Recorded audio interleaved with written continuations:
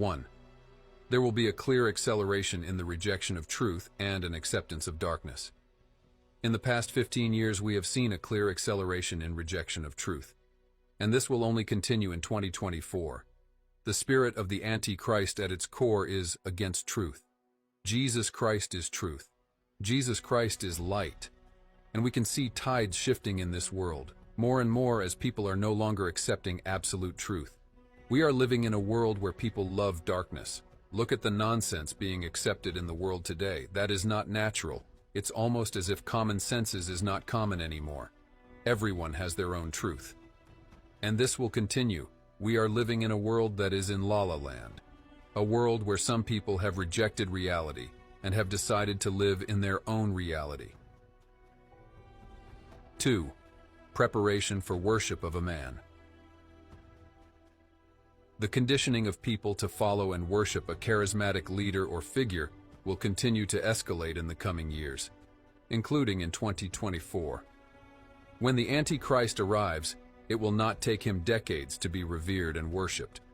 Right now, the hearts of men and women across the globe are being subtly persuaded by the spirit of the Antichrist to place their trust and allegiance in human man rather than in God. People have the mistaken perception that when the Antichrist arrives, he will have to overhaul the world and shift the way the world operates drastically. But that's not the case. When the Antichrist emerges and takes center stage in society, the world will already be primed for him.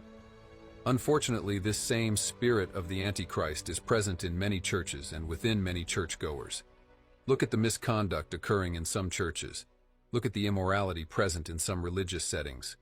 Numerous churches now seem energized and driven by the very spirit of the Antichrist. It might be uncomfortable for some to hear, but if the Antichrist were to appear today and begin his rule, there are churches that would embrace him. They would not only accept him but endorse him. They wouldn't just endorse him. They would also take his mark and worship him. Why? Because they are influenced by his spirit, which is already active in the world, paving the way for his emergence. If the Antichrist were here today, there are people you know who would accept him and his mark. We often underestimate the influence and activity of the spirit of the Antichrist in our world. 3. The Antichrist spirit will move the world closer to the acceptance of the mark. The concept of the mark of the beast, as mentioned in the book of Revelation, is a haunting reminder of the depths of deception that the spirit of Antichrist can achieve. While we cannot predict the exact form this mark will take, societal trends suggest that people may become increasingly accustomed to the idea of accepting a mark or system that grants them access to goods, services, and privileges. This gradual acceptance can make individuals more susceptible to compromising their faith and allegiance to Christ for the sake of convenience and worldly gain. Revelation 13:16-17. And he causeth all, both small and great, rich and poor, free and bond, to receive a mark in their right hand or in their foreheads, and that no man might buy or sell, save he that had the mark, or the name of the beast, or the number of his name. For generations, scholars, theologians, and saints in God have pondered over this prophecy, considering it as a distant scenario in an unimaginable future. However, with the rate of technological advancement and societal shifts we're witnessing today, this prophecy seems less like a far-off vision and more like a looming reality. The digital age has ushered in capabilities we could only dream of a few decades ago. The world we live in today is completely different to the world we lived in 40 years ago. Today, the vehicles through which you are listening to me right now simply were not around and were unimaginable. Biometric technologies, such as fingerprint and facial recognition, have become commonplace. RFID chips and near-field communication, NFC technologies, are integrated into our everyday lives, from contactless payments to keyless entries. Furthermore, there's a global push towards a cashless society where digital currencies and online transactions are rapidly becoming the norm. These developments represent the infrastructure that could, in theory, support the kind of system described in Revelation 13. Moreover, The world's increasing interconnectivity and the convergence of global financial systems mean that implementing a universal system, like the one portrayed in the prophecy, is more feasible now than ever before. We are in the last hour, ladies and gentlemen. The last hour John spoke of is here. The unprecedented events of recent times, particularly over the last 5 years, have showcased the world's ability to rally together and adopt unified solutions. Such unity, while promising in many respects, also sets the stage for a singular world leader or system to exercise the kind of influence described in Revelation. In essence, while we cannot definitively state that we are on the brink of witnessing Revelation 13, 16, 17's fulfillment, the pieces of the puzzle are evidently on the table. The world has never been so primed, technologically and socio-politically, for these events to transpire. It's a sobering reminder of the timeless relevance of ancient prophecies and the need to be vigilant in these changing times. The spirit of the Antichrist in 2024 will continue to work towards this goal for men and women to accept man of sin when he comes. He sure was. Will be gone. Dinosaurs had their chance. There was an age of reptiles. Now it's the age of primates. Yeah, who knows? Maybe it'll be the insects next. It's not up to us. It's not divinely ordained. We're here on chance, and we're going to go away. And the planet will heal. The planet will heal because that's what it does. It heals itself. It's a self-healing organism. It changes and grows. It'll incorporate all of our dead cities into itself, and it will become something else, but it will still be going around the sun for at least a few more billion years or whatever. So this whole thing, we have to save the planet by not putting diapers in the landfill. That's too short-sighted. It doesn't do anything. You have to change yourself, and we'll never do that because the dollars now, everybody wants $1 and a toy. Nobody wants to change. Don't change anything. They say you pray for something. Okay, he didn't answer my prayers. Well, it's God's will. Well, if it's God's will, why did I even pray in the first place? He's going to do what he wants anyway. We gave it all up to superstition, primitive superstition, primitive shit. With invisible man in the sky looking down, keeping track of what we do, make sure we don't do the wrong thing. If we do, he puts us in hell and we burn forever. That kind of shit is very limiting. It's very limiting for this brain we have. So we keep ourselves limited, and then we want a toy and a gizmo and gold, and we want shiny things, and we want something to plug in that'll make big things for us. And all that shit is nothing. Can you show me how to... That wasn't it. Can you show me how to make it back into a cube? Of course I can. Now, when I first got one of these, back in like lockdown, they were really expensive. Whereas now, they're like £1.70 or something on the TikTok shop. I was calm.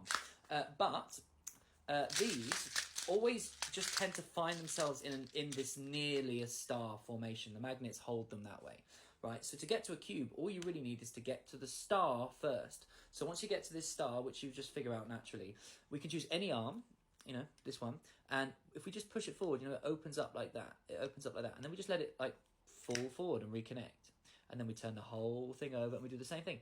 Open up the opposite arm like that, and then let it fall forward and let it connect. And then you have your cube. But what I do find fascinating about these things is they're sort of infinite once you just add on more. So if we get it back into that ball shape I was just there in a second ago, and I get like another one. Here happens to be another one. And we put it in a bit like this, right? So it's now in and the magnets start to connect or whatever. And if we just open it up again, I find this really fascinating, which is why I like these in the first place. They're just really interesting geometric structures. Now they kind of work as one, but you can just design different ways to connect them all with the magnets. So let's, okay, one I do like is if we take that out, get out of here. And if I make this into a triangle, like that, and then I'm just gonna do this with the triangle. I'm gonna make it into like a sort of square shape. And we can do the same with the other, maybe. I feel like I'm bending time and space with these. There we go. Into this little square shape. Drop it into this one. Cool, right? And that's kind of how I store them, actually. So, cool. There you go. They're called Shashibo cubes. Yeah, cool little puzzles.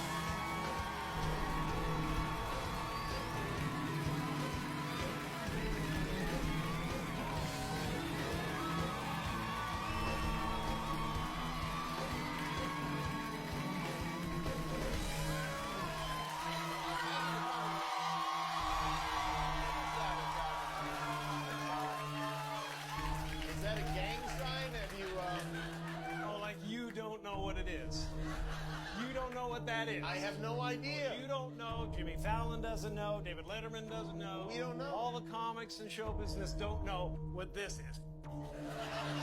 Right? Yeah. What is it? Come on, Jimmy. Seriously, the time is up. People are hip to this kind of stuff.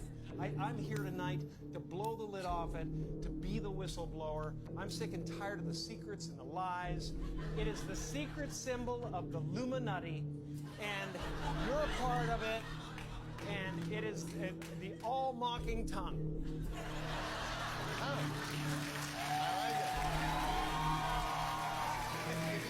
It's the symbol of the all-mocking tongue. And I'm sick of it. I want everybody to be in on the joke, man. You know what I mean? For years now, talk show hosts, people on television, people in sitcoms have been hired by the government to throw you off the track, to distract you, to make you laugh and stuff like that, make you happy and docile so you don't know what's really going on. You know, and they get out there in the woods in a circle naked and they decide these things. And, you know, and you know, look at him trying to come it out. It's hilarious, hilarious. And, you know, and I'm sick of, hold on a second. You know what they're trying to do? Who? This thing is buzzing. Hold on. They're trying to turn us into, you know, consumer drones of some sort. Hold on, I just got to get this. And yeah. Yeah, listen, I'm in the middle of blowing the lid off some.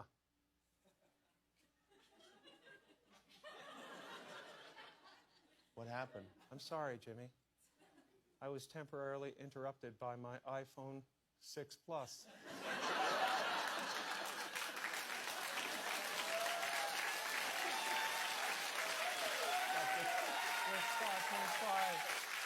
That's a big one, huh? 5.5 heads-up HD display. I think what I was really trying to say was I think people will enjoy Dumb and Dumber this weekend. And that is what I thought you were about to say. They should all go to the theater. They should all go to the theater tomorrow and see it. Because we could use a good laugh. Ha, ha, ha, ha, ha.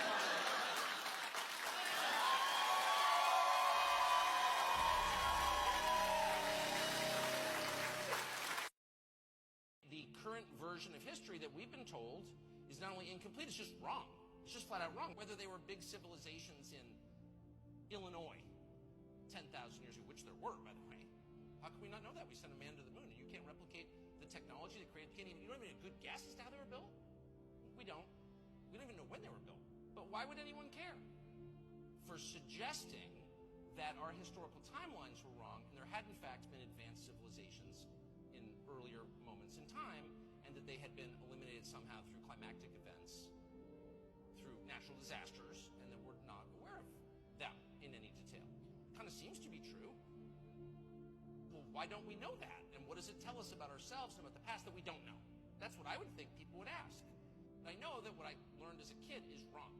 What do we know about ancient civilizations? And the answer is like basically nothing. Did you read about Tartaria?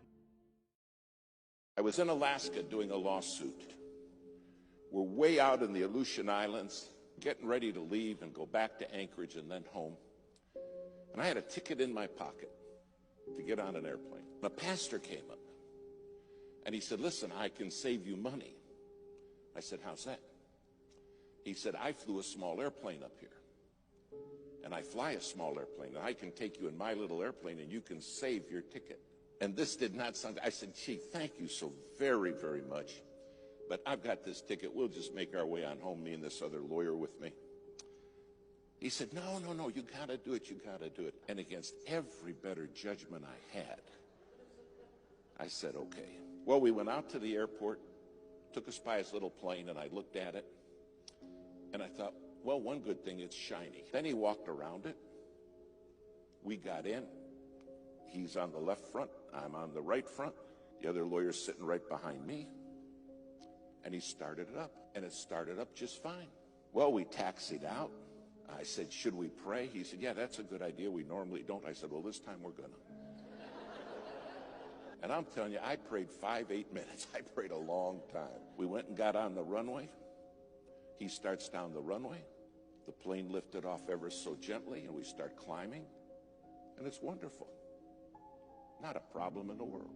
We started climbing and we flew probably 3-4 minutes, and something happened that will never leave my mind. The pilot turned to me and he said, "We're going in the clouds and I can't fly in clouds. They make me pass out." I said, "Clouds make you do what?" Now, it's been cloudy all day. And we go right up into the clouds and you can't see anything. And he looks at me and his eyes roll back in his head. And he starts mumbling and he passes out. Passed out cold. Now, I grabbed him and I shook him and I said, "Come on, you got to wake up so I can kill you." Now, we're in the clouds flying along with no pilot. And my friend in the back seat said, "We're dead, aren't we?" I said, "There's a very good chance of that, yes." He said, "What are we going to do?" I said, "I don't know." But there was a radio right there, and I handed him the microphone and I said, "Start asking for help." So he's in the back seat reaching up and he said, "Hello, hello." We didn't know any proper radio etiquette. All we were saying was hello. And somebody answered back, "Hello, hello. Don't you guys know proper radio etiquette?" And I said, "Give it to me." I said, "We don't know nothing. Tell them we're in an airplane with a passed out pilot and we don't know how to fly this plane." The guy said, "I'm a freighter flying out of Anchorage on the way to Tokyo." And he said, "You're telling me you have nobody who can fly that plane with you?" I said, "Tell him that's correct." Now you got to understand, I am sweating bullets. He said, "The first thing I'm going to do is start circling so I don't lose you, because I'll fly out of range of your radio and you won't have me anymore." And he said, "I'm going to get Anchorage Emergency for you. And Anchorage Emergency will be the people that can maybe help you. Try to save your life." After about 5 minutes, Anchorage came on, said, "We understand you have a passed out pilot, and those of you do not know how to fly that plane." We said, "That's right." They said, "Well, the first thing we got to do is find you." And I'll never forget what this man at Anchorage said. He said, "My job is to get you home safe." He said, "That's my job." But he said, "Here's the deal. If you want me to get you home safe, you got to promise me you'll obey my voice." He said, "You can't see me, but I can see you." And he said, "If you're not going to obey my voice, you're going to die." When you can't see anything, you have no idea how disorientated you become. Finally, he said, "Okay, I found you. Now hear me clear." He said, "You're 4 minutes from a mountain." He said, "You're going to crash in that mountain and die. Follow my voice." I never said, "I have to follow your voice?" Is that reasonable? You see, I understood without his voice, I had nothing. And do you understand? Without God's voice, you have nothing. Nothing. Finally, he got us turned. And he said, "I'm freezing all the traffic in the area." He said, "It's going to take me an hour and a half to get you to Anchorage, and there's a lot of weather between you and Anchorage. You're in for a rough ride." And he said, "I want you to hear me. I don't want you to look at what's going on outside. I don't want you to pay attention to the storm, just my voice." He said, "If you start watching the storm, you will die. But I'll take you through it." Now, because they cleared all the traffic, several pilots, those nighttime freighters, those 747s, started talking to us. They said, "We're praying for you, men. You're going to make it. But listen to the voice. That's the key." They said, "Trust the voice." Do you realize your head is full of voices? And everybody in this world wants to talk to you. And everybody wants to be the controlling voice. And God says, "I want you to be a living sacrifice. I want you to put yourself on the altar and let my voice be your voice." Finally, we went through the worst of the weather, but there was still more. And then the voice came back and it said, "Now, I'm going to line you up." He said, "I'm going to bring you in right down the runway. And at the foot of the runway are some lights, and they're in the form of a cross." He said, "Don't you forget this. The cross is the way home." Finally, he's bringing us down. We still can't see anything. And all he kept saying is, "Stay with me. My sheep," the Bible says, "hear my voice and they follow me." Finally, just a couple 100 feet off the ground, we saw the cross. I landed the plane. In fact, I landed it 7 times. Finally, it all came to a stop, and the minute we stopped, the pilot woke up. The voice said, "Thanks for listening. I watch them crash and burn all the time because they won't follow my voice. They don't understand I'm the one who can see them even when they can't see me. But they get the voices in their head and they kill themselves. They self-destruct. Thanks for listening to The Voice. Then they put us in a motel room at about 4 in the morning. They knock at my door. I opened the door and a man was standing there. He said, "Hello, David." I said, "You're The Voice. You're the one who got me home." He said, "I am." Do you understand one day you're going to stand before him and say, "You were the voice. You're the voice that brought me home." If you're not on that altar as a living sacrifice, your head's full of voices. And then we wonder why kids crash and burn. We wonder why marriages are shattered.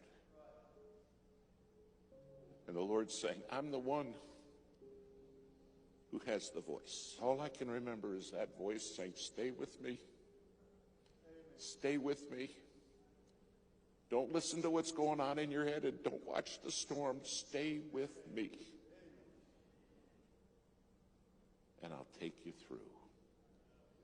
Tonight you have a God who has promised to take you through. A living sacrifice, holy. So how exactly is there fraud in the document that you sent over to me? Okay, the way there's fraud is that your bank provided $0 for my transaction from your coffers. That's what I've been asking for the whole time, and that's what I explained to you in that first meeting when you had that other gal sitting there. Kathy, how did we not provide any money? Because if we didn't provide any money, you wouldn't be able to live on that property. Well, first of all, there is no money. There's only debt. So you guys are asking me to pay this debt with debt because there is no money. It's just currency.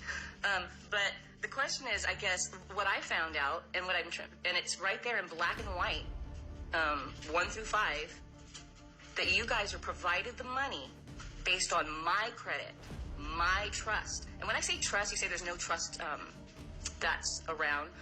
What I mean by that is, I trust you.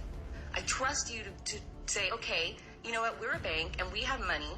You're going to jump through a month and a half worth of hoops.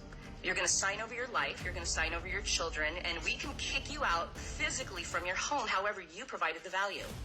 So isn't there just a swap or exchange of credit going on with the Federal Reserve? And is it really money that's being produced here? Did you guys really produce this money from your bank? Because it didn't show that in what you sent me. It showed that you guys got that from the Federal Reserve. And then it went into my bank account. And the reason it went into my bank account is because I am the originator. That's based on the promissory note that I signed. A promise. You guys promised that you would help pay $330,000 to me or to my seller so that I could move into this home. But that's not what happened. What is your explanation of what happened there? I'm actually going to let you go ahead and go to court on Friday and then have the judge take a look at this, and then whatever questions he might have or you might have at that time, we can go ahead and provide it. Unfortunately, I can't give you an answer. I gave you all the documents that you need. We did fund the property. No, see, the bank didn't fund the property. See, that's the thing. You keep saying that. This is what happened in my mind. Just humor me here. What happened is that the note got sent to the Fed, and the Fed funded the loan. Then the Fed sent that loan and deposited it into my account because that was my trust. That was from the promise. What you guys did was you have a relationship with the Fed.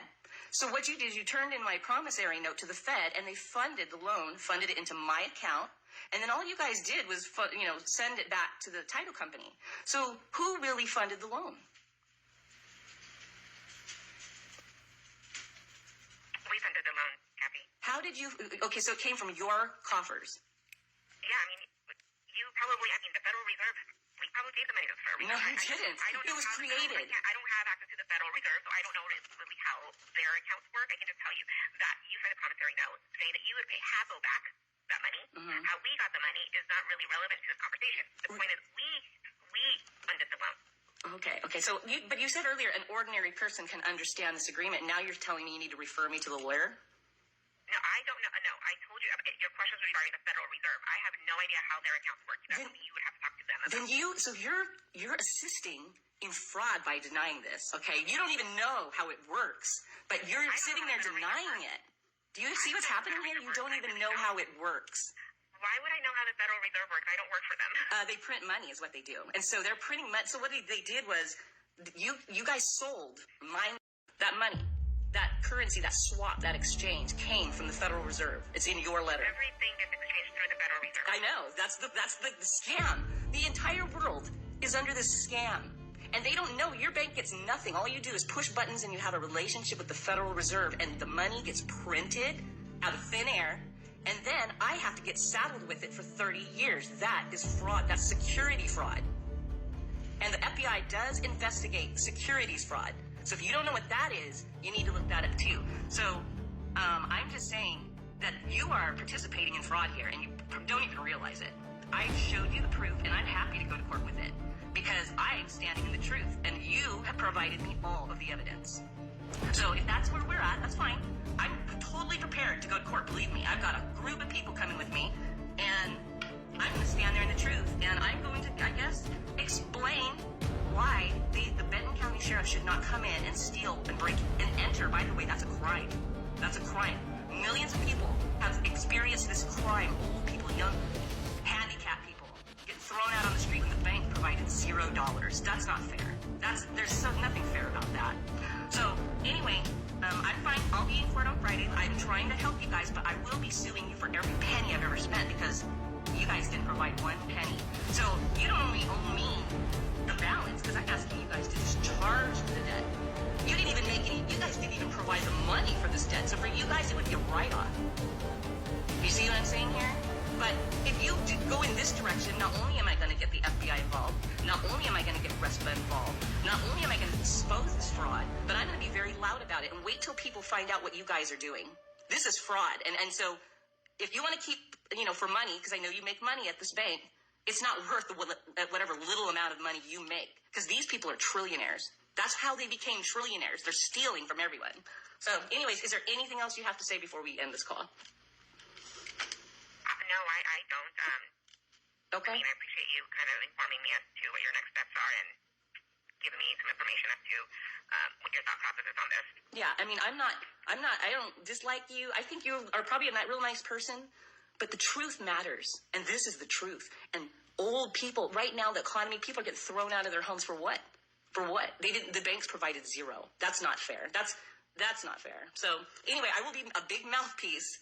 You're going to probably hear, this is not going to be quiet. I do hope, for God's sake, your soul, that you listen to what I say, because this is for money. This is all about money. That's all it's about. And in the meantime, people are getting thrown out on the street when the banks provided $0. So anyway, this is a big news. I mean, this could be a world changer if it gets out.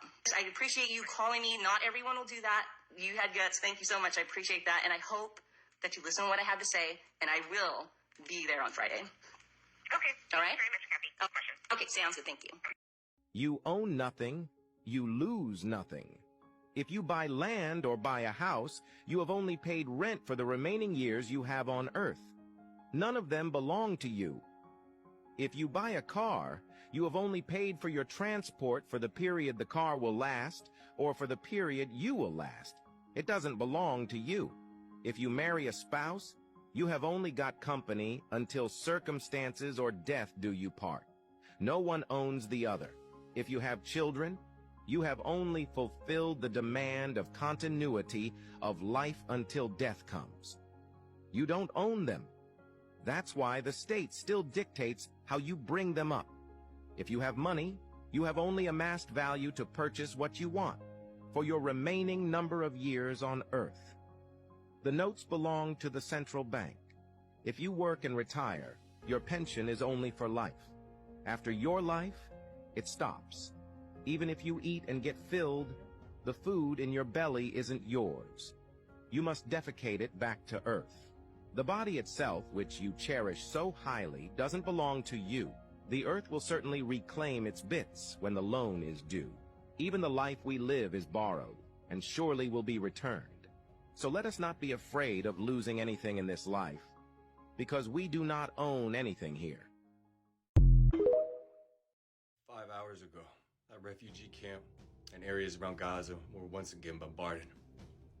And I unfortunately had to hear news of a very close friend of mine becoming deceased. I ask you how many people you are willing to watch from your privileged devices and televisions. How many families, how many innocent children have to suffer the consequences of a small group's actions? If you support Israel in any manner right now, all you are supporting is a genocide. You choose to have an opinion, but only an opinion that was painted for you by mainstream media and Western influence of what they would like to see me appealing. See, we should choose to stand in the middle, because the more we pick sides and the more we get cocky and patriotic, the more we do that, we lose our own sense of value, and we lose our sense of cognitive awareness. We force ourselves into a corner of comfortability, of where we rely on other people, and those individuals are included in the central government of which is influencing this war very heavily right now. A central government that knows that their grip on what they would like to consider as an almighty superpower is being diminished by the only opposition. Do you understand all these nations that are partaking in these events of war and foreign affairs? We're in the midst of pledging their allegiance to joining the BRICS nations, and it's highly ironic because the people that fill the individuals in the BRICS nations' pockets are the same ones of who control our very government. MSNBC, CNN, Fox, the Democrats, the Republicans, they're all owned by the same people. While you continue to have that privilege of which I spoke about, to have such an open opinion on the subject of which you know nothing about. You sit on your fat, lazy ass, expecting everything to be handed to you. And me personally, I've sent $20,000 of my own money. I've established myself here on TikTok in not even a 6-month period of where I can take a stand for what's right. And I've happily sent that money across seas, trying to help in whatever way I possibly can, while you just sit and watch the news.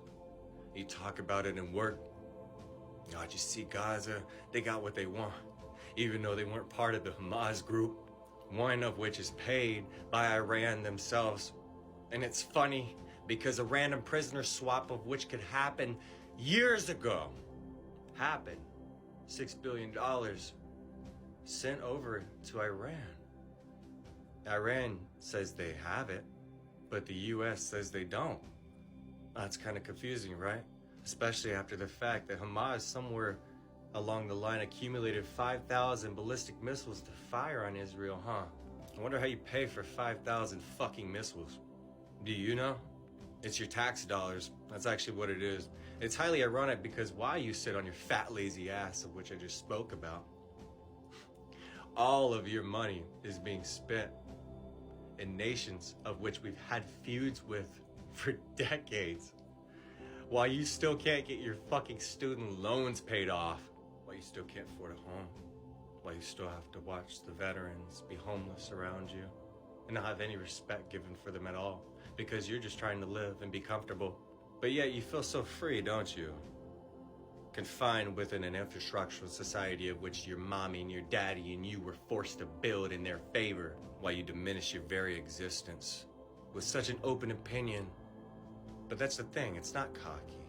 You're just arrogant, as is every American in themselves. And I don't hate America. I've been all around the world, and I can tell you, America is the worst place to ever live. Whether or not anybody actually wants to face that truth. You only see this image of other countries because you had somebody else paint that image for you. You never had an opinion. You never valued your opinion. So you looked up to these individuals' opinions, of which we idolize as authority in our society. Supposed leaders that we allow to trample over us and be above us, when in actuality we all bleed the same. And so do the innocent civilians of which are partaking in this ridiculous, disgusting war for greed and power and control. Do you realize that every major civilization has fallen to those exact attributes? To the people themselves. We've somehow let them take control once more. And I never understood why I was so lost in this reality around me. And it's because I'm watching all these people enslave themselves, waste away such a beautiful life, such a beautiful soul, such beautiful energy, just because they let it happen. And then their dreams only consist of materialism. And our purpose was never to monetize ourselves. Our purpose was to be free, to be valued as equal amongst each other. Kind of like Avatar, actually, ironically. But people don't believe in that world because it's never existed. So I challenge you to maybe take a stand, not for just your own freedom, but for every single other human's freedom that bleeds the same. I challenge you to create a new kingdom for humanity together.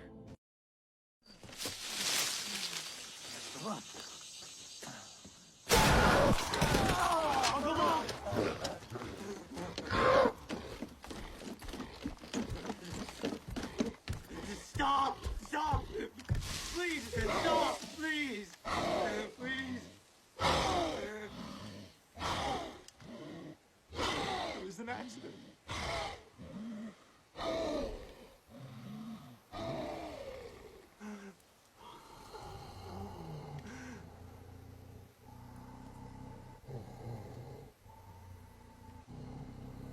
I'm sorry.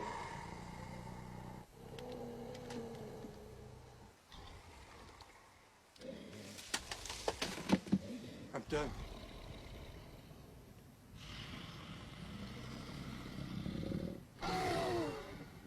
This is Brian Tober. And this is my last video. To tell you Stop. something My that brain might cannot shock the compute. audience, which is that Israel not only imprisons Palestinians who are alive, they are also imprisoning dead people, martyrs. Why? 398 Palestinians who have already died in Israeli jails or because they were shot by Israeli army are kept in jail. Those who die in Israeli prisons because of a sickness or because of torture have to stay in prison in refrigerators to complete their sentence. Yeah. Which How could does be Israel 100 justify years. that, Budur? How does Israel justify keeping the bodies of Palestinian prisoners or people who've died under their watch?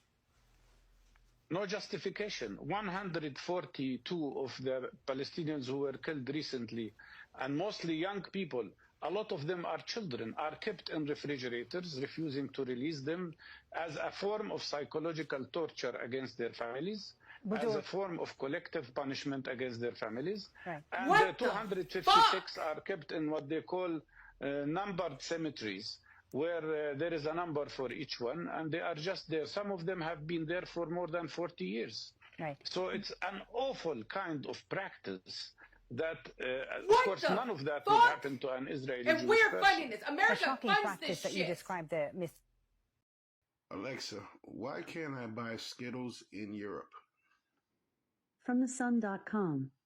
Skittles, as well as Pop-Tarts, Gatorade, and Little Debbie's products, have been banned in the European Union because they contain yellow 5, yellow 6, and red 40 food dyes, according to NBC affiliate station WTHR. Alexa, why is yellow dye dangerous in food? Here's something I found on the healthsite.com. It is not only highly toxic to the liver but also known to cause kidney lesions and is a probable carcinogen. Yikes. Alexa, why are carcinogens found in so many processed foods in the United States? From tasteofhome.com. Processed foods tend to contain saturated fats and loads of sodium, while processed meats are known carcinogens and can be age-producing. Alexa, what are some of the reasons some of U.S. foods are banned in other countries? U.S. foods are banned in other countries because they contain harmful additives, growth promoters, and genetically engineered ingredients, which are known to cause diseases and health conditions. American foods are tainted with harmful ingredients, which are banned internationally, and are designed to satiate the unaware American appetite. I'll take that. Alexa, why are Pop-Tarts dangerous? Some health risks commonly associated with eating too much Pop-Tarts may include increasing the risk of cancer, diabetes, obesity, hypertension and heart diseases, causing weight gain, dehydration, inflammation, tooth decay, hyperactivity, and fatigue. Damn, for a Pop-Tart. Alexa, how do food producers in the U.S. use deceptive labeling practices? From CourseHero.com. Deceptive packaging includes exaggerating package contents through subtle design, using misleading labeling, or describing size in misleading terms. Alexa, why do cuts of meat look so big? Meat processors use enzymes to bind smaller cuts of beef and pork, allowing them to form larger, consistently sized, and uniformly shaped steaks. This process, known as enzymatic beefification, has come under recent scrutiny for its impact on food safety and quality. While the practice may enhance the appearance and appeal of meat products, consumers should be aware of the potential trade-offs in terms of taste, texture, and nutrition. Further research is needed to fully understand the implications of enzymatic beefification and its effects on the overall eating experience. Yikes. Alexa, are chicken nuggets mostly fillers? From MASH.com. Most chicken nuggets are made with pieces of white meat, but unfortunately, they also contain a lot of other filler ingredients that aren't as healthy. No surprise there. Alexa, how many diseases can food additives and preservatives cause? Here's something I found on reference.com. Food additives and preservatives are known to cause health dangers such as lymphoma, seizures, diabetes, migraines and multiple sclerosis. Parkinson's, mental confusion, Alzheimer's, nausea and fibromyalgia are other known dangers of food additives and preservatives. The list of food additive dangers goes on to include headaches, dizziness, chronic fatigue, anxiety attacks, and emotional disorders. Okay, so they had... Damn. All right, well... Oh, what is this place? Am I in hell? What? No, hell, no, well, kinda. Yeah, I mean, it's the internet. You're in the internet. How did I get here? Well, Amazon hit you in the head with one of your lights and, knocked you out. Honestly, bro, how you gonna do this? We noticed on your website, it says you're taking online orders for store pickup. Oh, yeah. I think we're gonna start trying to do, like, online order and store pickup, stuff like that. But stay away from here. You don't want anything to do with this place. Man, shut up, Blockbuster. You've been crying about this for 20 years. Be quiet. Shut the hell up, Walmart. Hey, they killed me. Blockbuster, nobody killed you. Yes, you did. You got one person working in every store.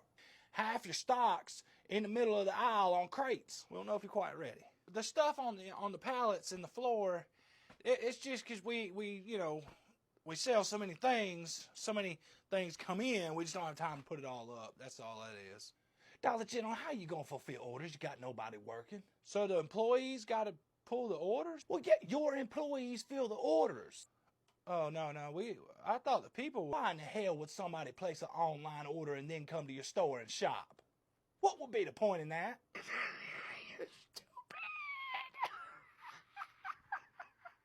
I thought they would just pay online and then come pick it up. You need to leave. You need to leave. They place the order online and your people pull the orders, put it in bags, and then you just come, they just come pick it up and go ahead and go on. Well, if somebody orders something, we could just, you know what you ought to do? For real? Go over to Walmart. I ain't going to Walmart for nothing. Don't nobody give a damn about your Clover Valley shit. Be quiet. Y'all shut up. Quit fighting. Dang. And steal all their shit. And just give it away. Why would I give it? That don't work. Give it away. Give it to whoever wants it. Pirate Bay, shut up. You're not even supposed to be here. You're not even supposed to be here. Okay? Now I'm letting you hang around because I like you, but you need to keep your mouth shut. Give it away. All of it for free. I tried that for years, giving stuff away for free. And sorry-ass people in the world, they don't come back and fulfill their obligations. I'm telling you right now, they don't do it. Don't give them nothing. My bad. I think I'm in the wrong video. Who you looking for, Bubba? This is fast food stuff? No, this is online shopping. No, I'm sorry about that. I'm in the wrong video. No problem. No problem. How do y'all do it? Your people got to do the work, Dollar General. Steal everything they got. We just put self-checkouts in so we could just drop it back to 1 employee per store. Them damn self-checkouts don't hardly ever work. And then your employees in the back of the building doing whatever, who knows, and your customers have a hard time buying shit in the store. You're not ready for online orders. Yeah, leave the online shopping to the big boys. Bye. Well, if we don't have something, then just go a couple miles down the road to a different one and pick it up. You can't send people to the next Dollar General when they bought something online from your store. That ain't how it works. You're not ready for this. You're not ready to be here. Yeah, no, y'all don't have to worry about it. Y'all don't have to worry about me. Dollar General, you ain't ready. I'm telling you. Y'all don't have to worry about me at all. I'm gonna just keep building stores. If we put a store up every 5 miles, then everybody, it's convenient for everybody. So keep dreaming. Y'all don't worry about me. Y'all just keep doing y'all's thing. Fuck you, Walmart. If you think the melting of stone structures is an impossibility, just look up Archimedes' mirror. With a powerful enough lens or mirror, you can easily cause such devastation that could easily melt and deform Hey guys, stone. I'm going to use this giant lens to make lava out of this volcanic rock. Watch this.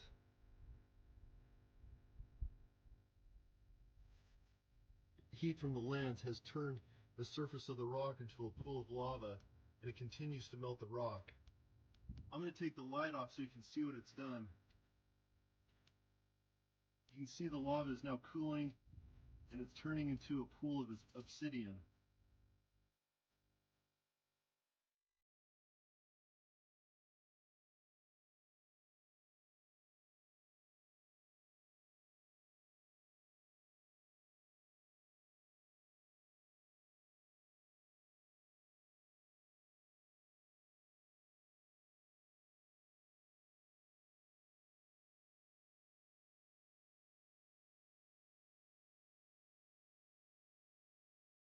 Now take a look at some of these ruins from the old world again.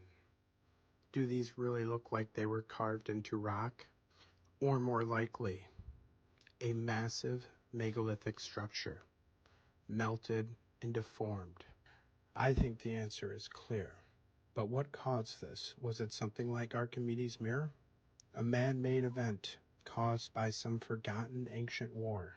Just think if they reached a level of advancement like us, with most of our records digitized, what would the world remember in just a few generations, with those records lost?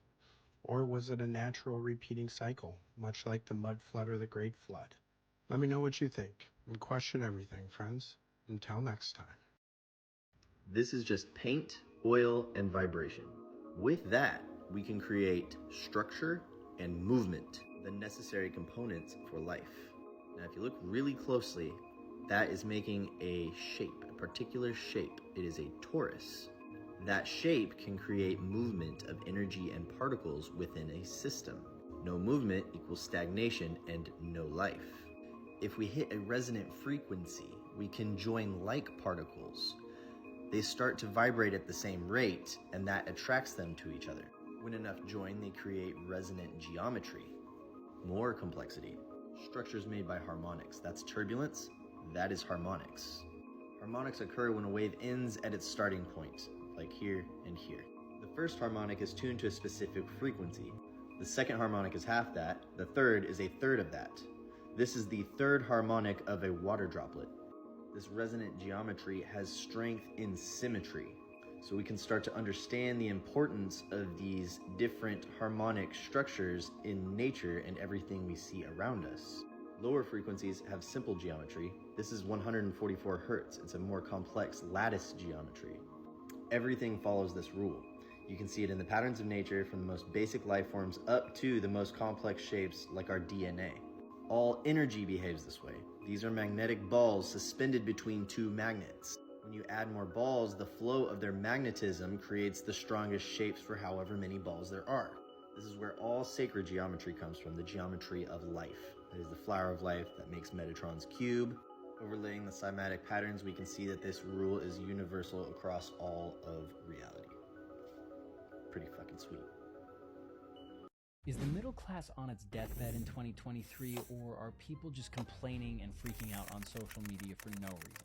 This is one of those stories that to me is just fascinating. I can't look away from it. And so to look at how far our financial health has fallen, I say let's compare some basic cost of living numbers from 1983 compared to what we're facing in 2023, just 40 years later. And that might seem like a long time ago, but 40-year-olds today were little babies back in 1983. And their parents had dreams of raising them into a world where they could do better than they did growing up. But the country that developed over those 40 years is unlike anything those parents back then probably could have imagined for their little babies, who are 40-year-olds today. So talk about a midlife crisis, because back in 1983, the median household income was $24,580 per year. Today, that number has gone up to $76,201, which is an increase of 210%, which is pretty cool. We are all making more money. But back in 1983, the median price of a single-family home was $75,300, and in 2023, the median price of a single-family home, many of those homes are the same homes that existed and were built in 1983. The median price for those is now $431,500, which is an increase of 473%, which is interesting. If my math is correct, home prices have gone up more than people's ability to earn. But it doesn't stop there, because in 1983, the average price of a new car was $9,175. And in 2023, the average cost of a brand new car in the United States is $48,000, which is an increase of 423%. So now let's hit some necessities really quickly and compare the things that we all have to buy on a daily or monthly basis, like food, gasoline, healthcare, and the pesky issue of higher education. So for food, to keep things simple, we'll look at a McDonald's meal, a Big Mac meal. And in '83, you could get a Big Mac, fries, and a Coke for $2.59. A gallon of gas back then cost you $1.16. And in 1983, healthcare costs per person came out to about $1,459 per person per year. And at that time, for a 4-year degree, you'd wind up paying $4,000. So let's run those numbers against what you have to pay for those same things in 2023 on your increased median household income of $76,000 a year. But let's keep in mind, not everybody is making $76,000 a year. There are still people in our society who are making 20, 30, 40 grand a year. And how those people are surviving is a complete mystery. Because today, that Big Mac, fries, and a Coke has gone from $2.59 to $10.82. That's a 317% increase. And the crazy thing is, fast food back in the day wasn't just convenient because of how fast it was actually in many cases way cheaper to eat fast food than to buy food from the store and prepare meals yourself at home. And that is just not the case anymore. So anyway, back to gasoline. The price of fuel has gone from $1.16 to, on average, $3.57 per gallon. That's a 207% increase. Healthcare in the United States has gone from roughly $1,459 per person to over $7,000 per person per year, a 359% increase. And finally, let's talk about education, because the price of that 4-year degree has exploded from $4,000 for a 4-year degree to $104,000 on average. That doesn't include grad school. That is a 2,500% increase. Penny stocks and crypto meme coins don't go up by that much. And this is where the middle class finds itself in 2023, where the median household income has increased by 210% over the last 40 years. But during that same time, the cost of everything else that we mentioned in this video, collectively averaged out, has increased by 719%. And most of that has been driven by the cost of education and the cost of housing. And we haven't even talked about taxes and Social Security and childcare and a dozen other different things that American families have to pay for every single month. Now, I don't know if the middle class is dying, but these numbers are crazy, and it certainly feels like the middle class is in trouble with no way out. And the biggest and most obvious issue here comes down to the price of higher education. Because if you want a society to progress and flourish and grow and innovate, you want an educated population. But the cost of getting a 4-year degree has increased by 2,500% in the last 40 years, while the income that you can expect to make with that degree has only increased by 210%. And it doesn't take a math whiz to see how stupid that investment is. So aside from skipping college on your journey through life, the question really is, what do we all do about this? I see this question in my comments all the time, and I'm no expert, but I love digging into this stuff on my own because I find it fascinating. And it's probably worth mentioning, with an election year on the horizon, that it's worth considering a big reason we are where we are financially is because of how easily our government and politicians are influenced by giant multi-billion-dollar corporations who all use lobbyists to buy, pay for, and influence politicians to pass laws and legislation that benefit them rather than us. And these politicians that sell out have allowed corporate America to basically loot the middle class and use them as their personal piggy bank for 40 years. And I really don't have any answers, but it definitely feels like until the buying off of politicians before they even make it into office stops, these things probably won't get better, but they'll continue to get worse. But again, I'm no expert. So what do you think the solution is? Interesting demonstrations and experiments to perform by gluing a mirror on the end of a tuning fork. If you shine a laser light on the mirror and then wiggle it around when it's struck, you'll notice that you get the sine curve. That's right, the tuning fork is vibrating in a sinusoidal pattern. Combining two tuning forks and pointing them at perpendicular angles, you can generate the original Lissajous figures. Don't forget that these are actually musical notes. Take tuning forks C, E, and G, and you can strike a chord. The chord is C major.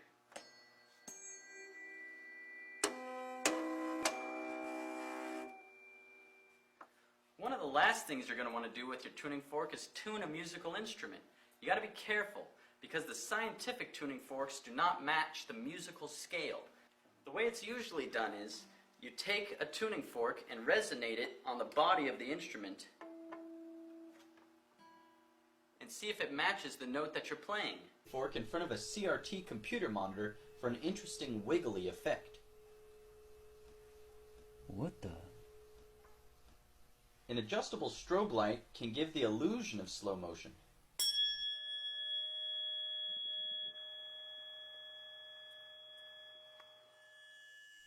Is this tuning fork even moving? Whoa, I guess it was. Clip a simple speaker removed from its housing to an oscilloscope and demonstrate the pure tone of the tuning fork. You can also verify its frequency. One of the most famous demonstrations is that of resonance. I have these two tuning forks which are on the same frequency, 256. If I sound one of them, the sound gets transported to the other through resonance. And back again. Here's a way you can enhance the demonstration. I've hung a ping pong ball on a string and it's up against the edge of one of the tuning forks. Watch what happens.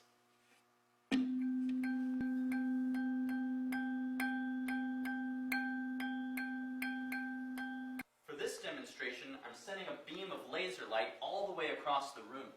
And it lands on this solar cell which is connected to a speaker system. When I block the beam with my hand, you can hear it on the speakers. Now partially blocking the beam with a tuning fork,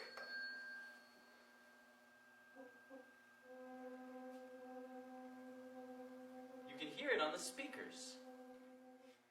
These two tuning forks are not in agreement. This one has a little extra ballast which lowers the frequency slightly. When I sound them together, the sounds will interfere rhythmically, both constructively and destructively. That's called beats.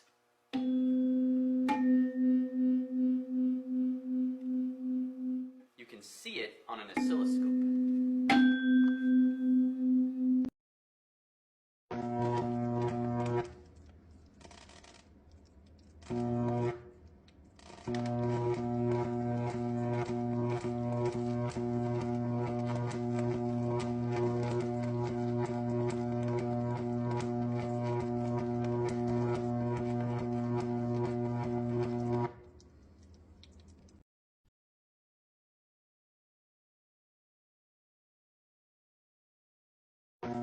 So the people who run this world know that most people couldn't care less about truth. America's not the land of the free and the home of the brave. We're not free or brave. Need to wake up and find out we're just here. The people who founded this country were men that we can't even converse with. They used a whole different terms and different logic. They were men of renown.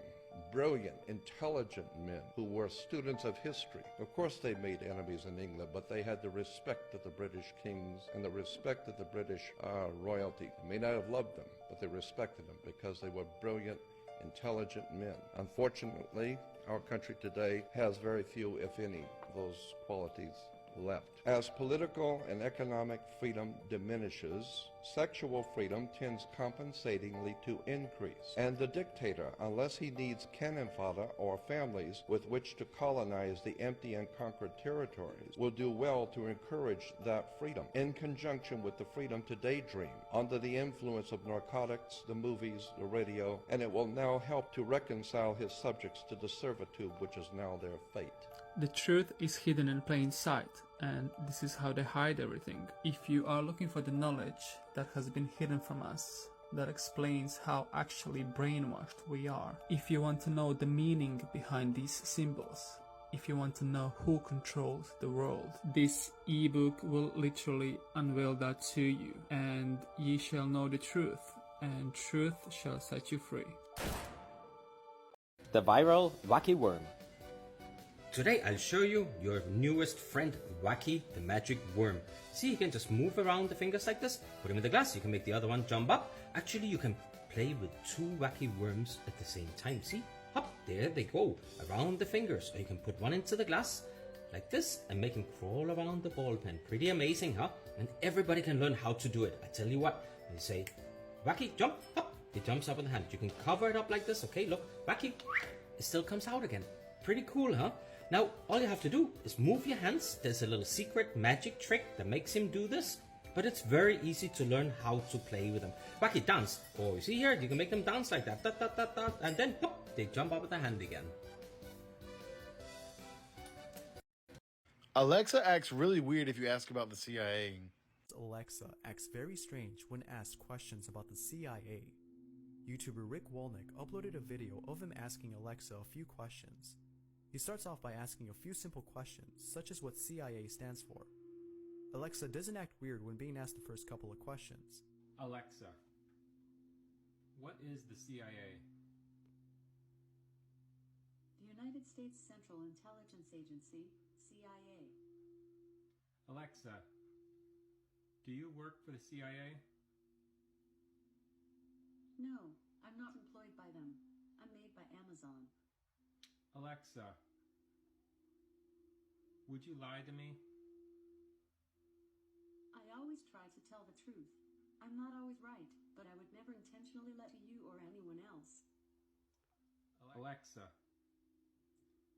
does Amazon cooperate with the CIA? She went to sleep. But once Wolnick asks who killed Michael Hastings, Alexa mysteriously powers off. Alexa, do you think Michael Hastings was killed by the CIA? She went to sleep.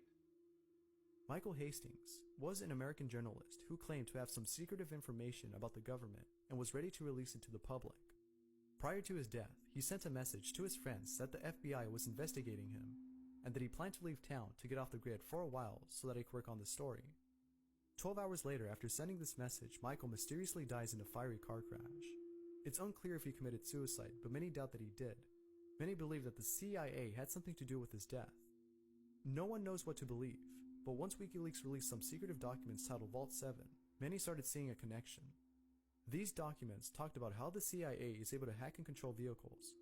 It has made some wonder if the CIA actually caused Hastings' death to protect whatever secretive information he had.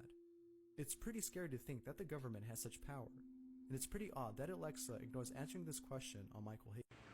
Don't forget to like and follow and stay weird. Alexa